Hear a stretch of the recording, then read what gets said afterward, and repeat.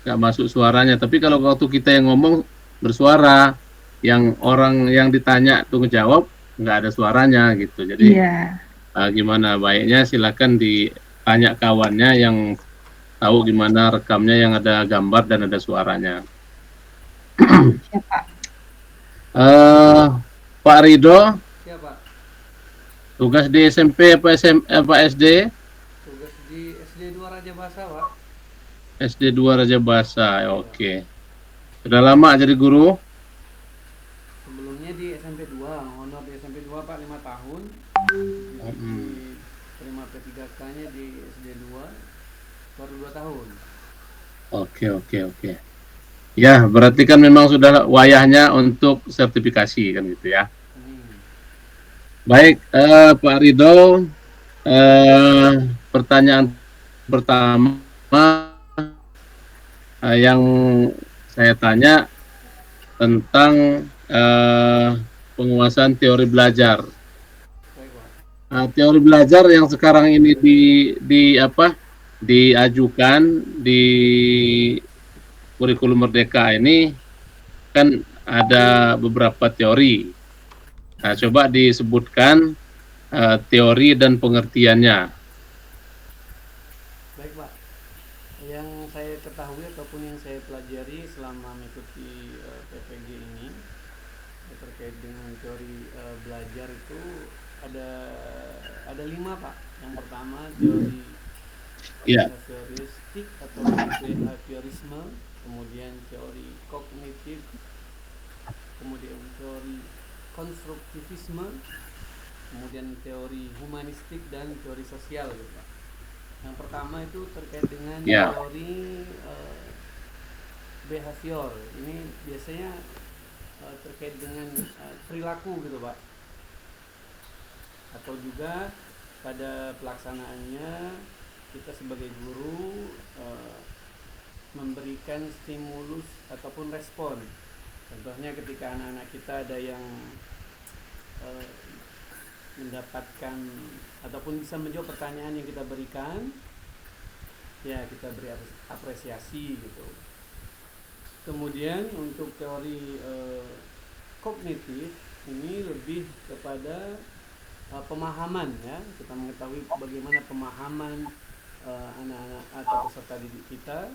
Kemudian teori konstruktivisme atau konstruktivistik itu teori yang membangun, bagaimana cara membangun peserta didik kita melalui proses pembelajaran, membangun bagaimana cara anak-anak kita bisa uh,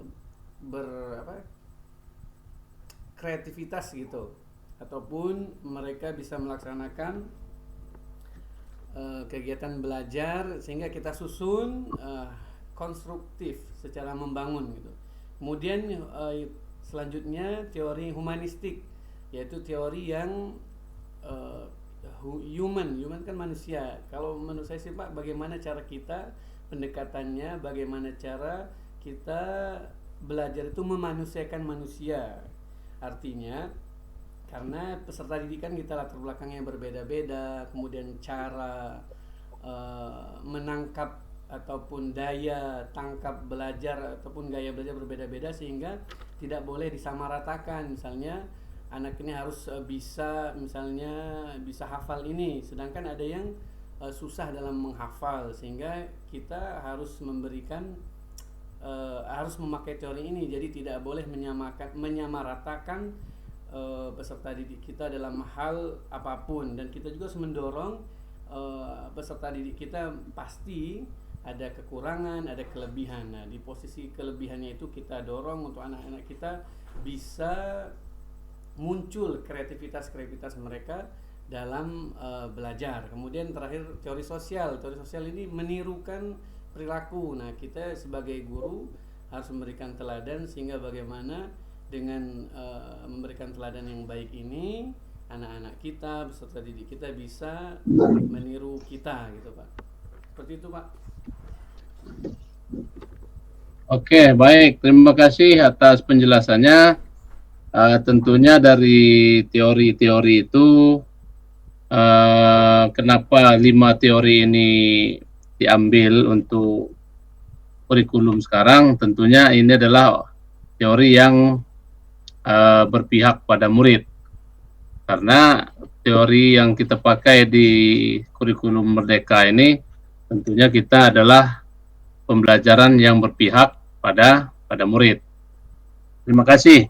Ya, Pak. Kemudian yang kedua, bagaimana Pak Ridho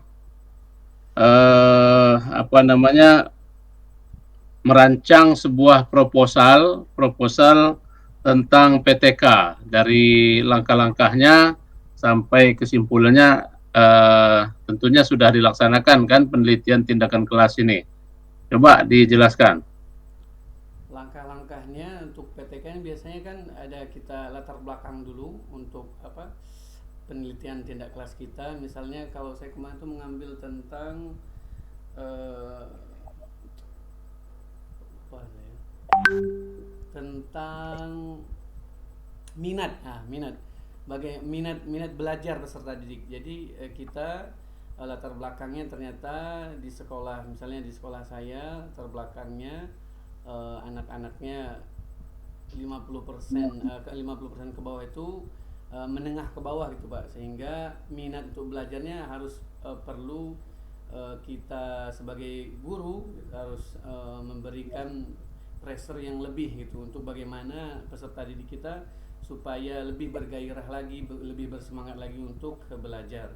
Kemudian juga setelah latar belakang masalah, kemudian di bab 2 itu biasanya kita berisi penjelasan tentang teori atau teori-teori gitu Pak.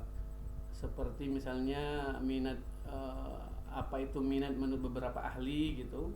Kemudian setelah itu bab 3 kalau tidak salah itu selanjutnya kita pelaksanaan PTK itu, dan terakhir kita bisa tarik kesimpulan apa yang terjadi di lapangan gitu Pak. Seperti itu Pak.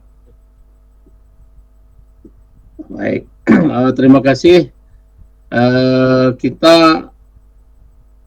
tidak banyak waktu, satu orang maksimal 15 menit. Siap Pak. Jadi pertanyaan berikutnya saya minta Bapak untuk bagaimana penerapan PBL dan PJBL dalam melaksanakan pembelajaran selama ini Bapak laksanakan di kelas.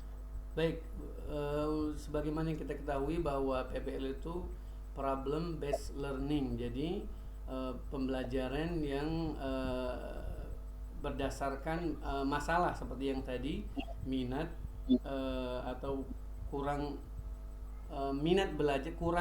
minat belajar peserta didik di SD 2 Raja Basa, seperti itu. Kemudian kalau untuk PJBL itu project, seperti bisa kita dalam hal pelajaran pendidikan agama Islam ini, projectnya biasanya ini Pak, seperti kita zakat gitu. Jadi projectnya misalnya jadi pengalaman langsung gitu, direct gitu. Jadi langsung mereka memberikan, misalnya kalau zakat yang dikeluarkan berupa beras, jadi kita bawa contoh beras, jadi project gitu Pak, sehingga anak-anak bisa ingatannya terkait materi itu bisa kuat gitu, karena langsung ya by direct ya, langsung gitu Pak, kayak seperti itulah.